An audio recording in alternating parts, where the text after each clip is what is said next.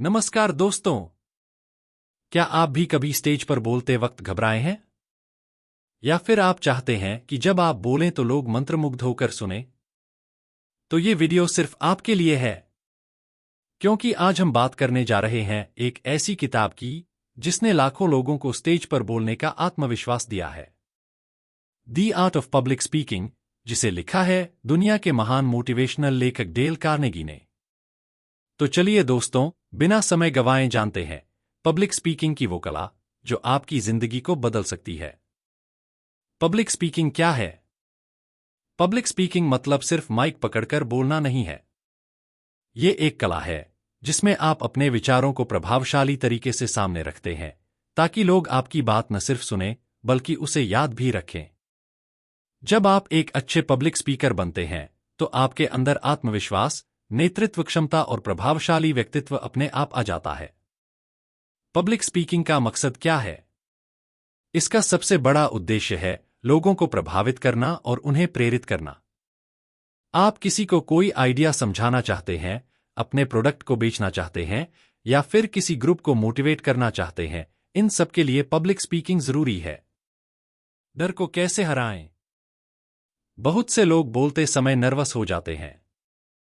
Del Carnegie कहते हैं, डर को हराने का सबसे अच्छा तरीका है तैयारी और अभ्यास। अगर आप खुद को अच्छी तरह तैयार करते हैं, बार बार रिहर्सल करते हैं, तो डर धीरे धीरे खत्म हो जाता है। सुनना भी है उतना ही जरूरी। एक अच्छा वक्ता बनने से पहले एक अच्छा श्रोता बनना जरूरी है। अगर आप अपने आसपास के लोगों को ध्यान से सुनते हैं तो आप समझ सकते हैं कि लोग क्या सुनना चाहते हैं। और जब आप वही चीज बोलते हैं तो लोग खुद को आपसे जुड़ा हुआ महसूस करते हैं। कंटेंट की तैयारी कैसे करें?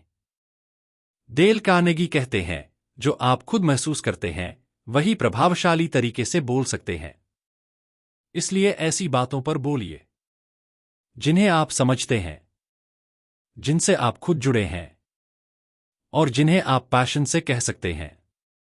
इसके लिए आप 3 चीजों का ध्यान रखें।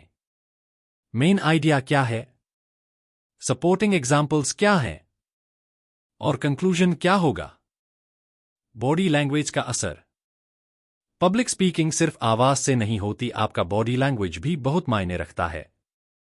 सीधे खड़े रहें, आई कांटेक्ट बनाएं, हाथों का उपयोग करें लेकिन ज्यादा नहीं, और सबसे जरूरी मुस्कुराइए। भाषण की रचना, स्ट्रक्चर कैसे करें? हर स्पीच के 3 मुख्य हिस्से होते हैं। एक इंट्रोडक्शन, एक कहानी, सवाल या चौंकाने वाले फैक्ट से शुरू करें। 2 बॉडी, अपने मुख्य पॉइंट्स और उदाहरण विस्तार से बताएं।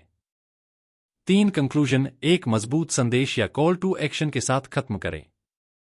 डेल कार्नेगी कहते हैं, आपकी शुरुआत और अंत दर्शकों को सबसे ज्यादा याद रहते हैं। ऑडियंस को समझना जरूरी है। पब्लिक स्पीकिंग एक कम्युनिकेशन है और हर कम्युनिकेशन में सामने वाले को समझना जरूरी होता है। आपकी ऑडियंस कौन है? उनकी उम्र क्या है? वो किन चीजों में रुचि रखते हैं? उनकी समस्याएं क्या हैं? जब आप उन्हें समझते हैं तो आप उनके हिसाब से बोल सकते हैं और तभी आपकी बात दिल तक पहुंचती है। आवाज और बोलने का तरीका।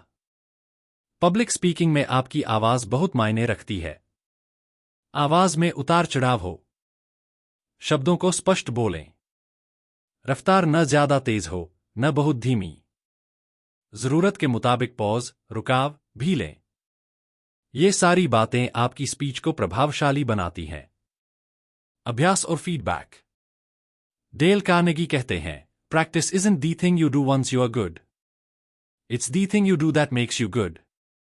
यानी अभ्यास ही आपको परफेक्ट बनाता है।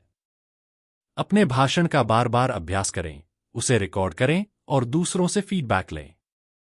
इससे आपको अपनी कमियां पता चलेंगी और आप उनमें सुधार कर पाएंगे।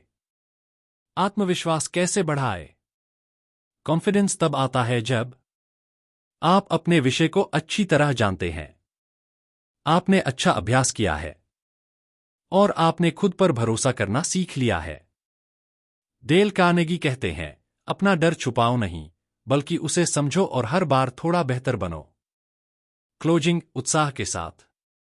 तो दोस्तों, ये थी the art of public speaking किताब की संक्षिप्त लेकिन गहरी झलक। अगर आप सच में एक बेहतरीन वक्ता बनना चाहते हैं तो आज से ही बोलने की प्रैक्टिस शुरू करिए, किताब पढ़िए और खुद पर भरोसा रखिए। क्योंकि जब आप बोलते हैं तो आपकी आवाज किसी की जिंदगी बदल सकती है। अगर आपको ये वीडियो स्क्रिप्ट पसंद आई हो तो लाइक, कमेंट और शेयर जरूर करें। और हाँ, हमारे चैनल को सब्सक्राइब करना न भूलें ताकि ऐसे ही बेहतरीन बुक समरी और मोटिवेशनल कंटेंट आप तक पहुंचता रहे। मिलते हैं अगले वीडियो में, तब तक के लिए कीप स्पीकिंग, कीप ग्रोइंग।